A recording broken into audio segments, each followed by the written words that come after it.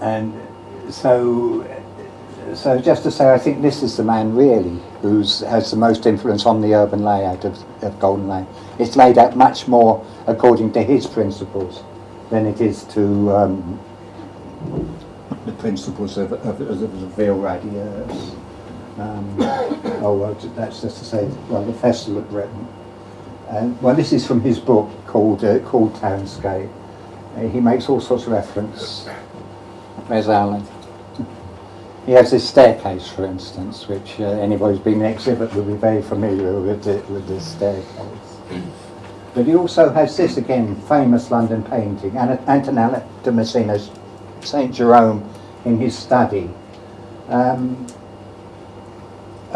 just seeing it now, I suddenly realised that actually this is an idea about a facade of a building. It's about a facade and an interior. It's actually a painting about transparency. This is one of those pictures. It's tiny, this painting.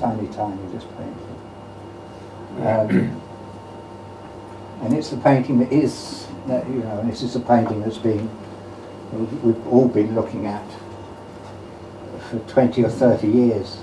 But it suddenly struck me that its relevance to the Golden Lane, that it is about a facade and an interior, about transparency. That it begins to be an explanation of that.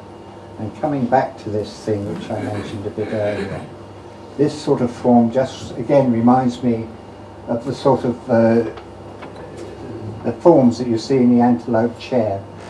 But again, this sort of photograph from Cullen's book of this sort of metalwork, somehow or other, there is this, I don't know what it is, but it's a reference that's other than contemporary architecture.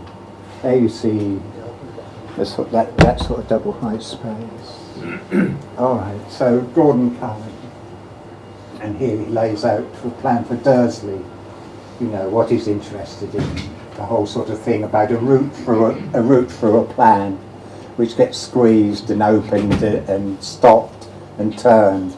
A sort of a thing about a journey, really. It gets very, very heavily attacked in the 60s as being trivial and picturesque and having nothing to do with structure. Okay, I suppose that's true. But this is a page from Andrew's book where he sets out.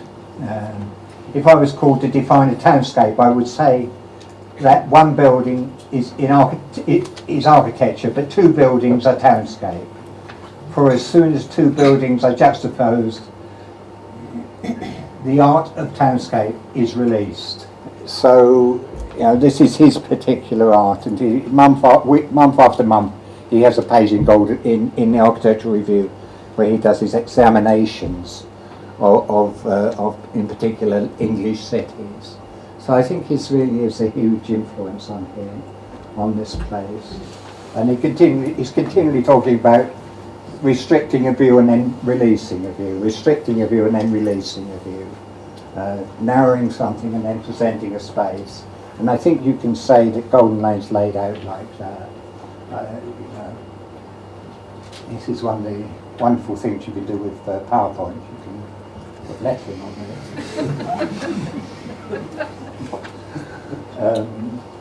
But this is the sort of sequence under Great Arthur. It happens just all over the estate. Things get squeezed and then released again. It just seems to me that this scheme in its urbanity is about English culture in the 50s as much as it's about the radiant city. It gets short-circuited, and I think this is the greatest weakness on the estate, is that you can come through it without going through any of these bits. You can just stroll through, and this is the main pedestrian route through. This is the way that people come through this estate if they're going from here to Golden Lane on the east. It's the thoroughfare through the estate. So you can say, well, perhaps they should have closed that up too and made it, you know, made it all into like a real Gordon Cullen thing. But then you think, well, it's quite a generous, even if it is a mistake, it's again a generosity that allows the you know, just ordinary pedestrians, ordinary citizens really, just to walk through from one place to the other without being put through this sort of picturesque magical mystery tour. Well, just to say, AJ, charming entrance canopy, they say about the, about the canopy. And I agree entirely. Yeah, and then again through here. And there's quotes. I mean, this looks like a quote from the old Vic, Harold Partridge and Killick.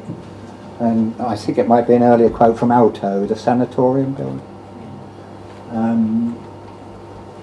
And more obviously cruder quotes, the same engineer on both schemes. You know, there's a sort of little quote of the penguin pool on at the back of this.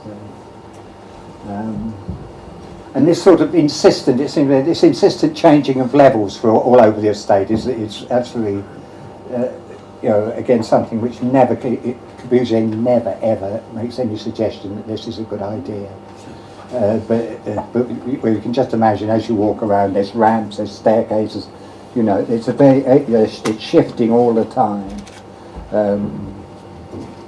And again, this is an Eric Demare photograph. You feel again that this is somehow, it comes from that sort of modern picturesque thing, which Gordon Cullen was an exponent, but which our whole sort of school contributed to. And the result of it, I think, is something which I think is really just fantastic. You see Chamberlain, Powell and Bond do this on, I think, all their schemes, where they're playing with public and private space. And in this one, this is public, but you can only get to it down a ramp. And then these are the private flats behind. 1, 2, 3, 4 little short runs of stairs, and you're at the level. You're then at the entrance level with the great door going up. And with no other threshold on it. There's in fact the corporation did put picket gates on it, but we took ours off as when we got here. It's just, I think, just really a terrific achievement that allows the city to come past here willy-nilly for office workers to sit on this ledge and eat their lunch, and for kids to play quietly in this space. And at the same time, you'll back up to this sheet of glass and into an interior, a private interior, without any demarcation along the way. I think is just great, just absolutely terrific. Yes. Do you think the architects expected people to have lace curtains, or as seems to be the trend, to have no curtains, so you can look straight in? I think they would. I don't think they expected people to have lace curtains. But yeah, but I don't think they. But I mean, I don't think they probably didn't want people to have plants in pots either. I don't know. It's difficult to say. We behave as if we own it.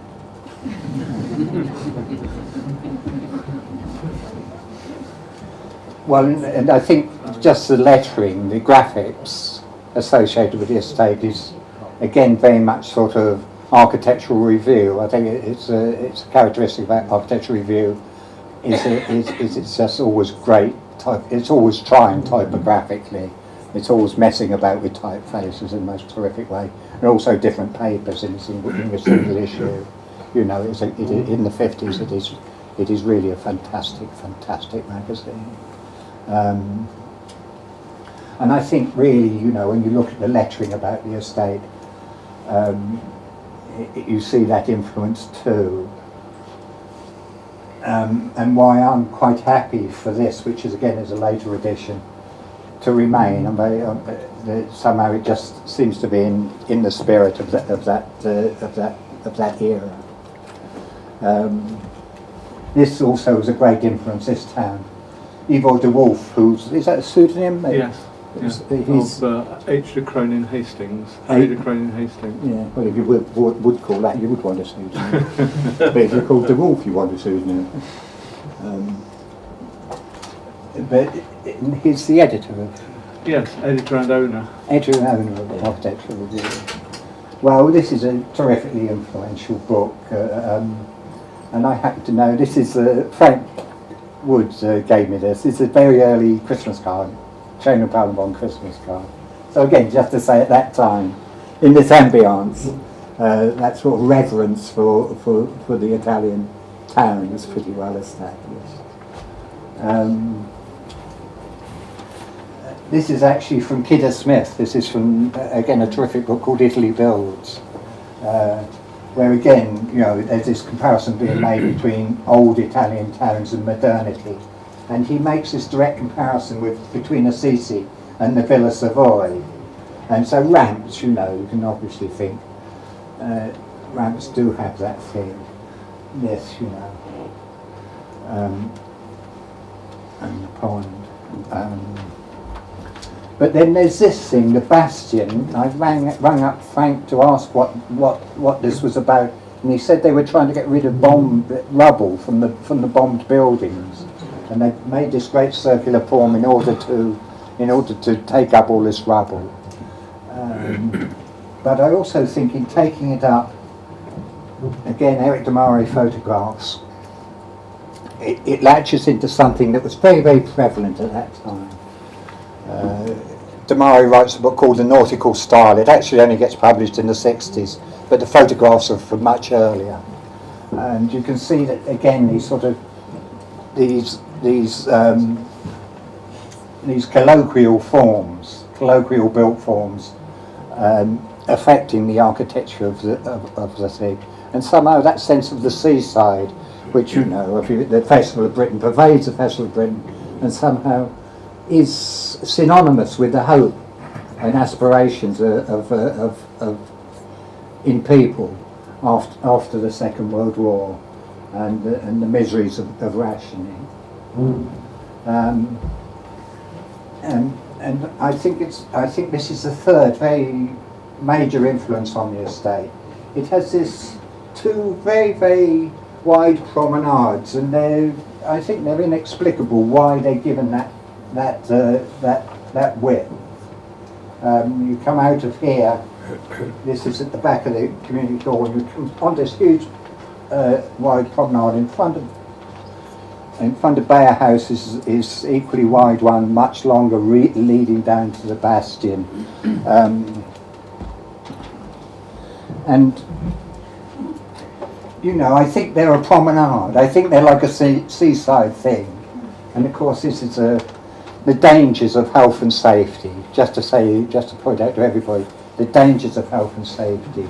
A few years ago, they put in these bars, you know, to stop very small suicidal children throwing themselves through the gaps, you know. Slightly bigger ones can climb up and fall over. And before then, they didn't have that, and it just it was like a promenade. It was like the railings you get on a prom, just like the railings you get on a prom. And look, that's the air.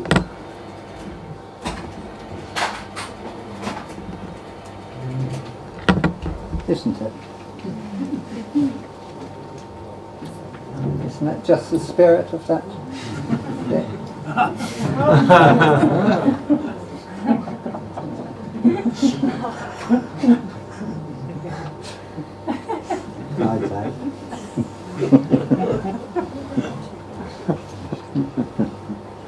So I think that's the other secret element, which we sometimes lose sight of, and that's that sort of cheerful and optimistic air about the 50s. That, you know, somehow I think is still potentially here today, and something we should sort of, as residents and as visitors, whatever, should always remember and try to cultivate and rediscover. Okay.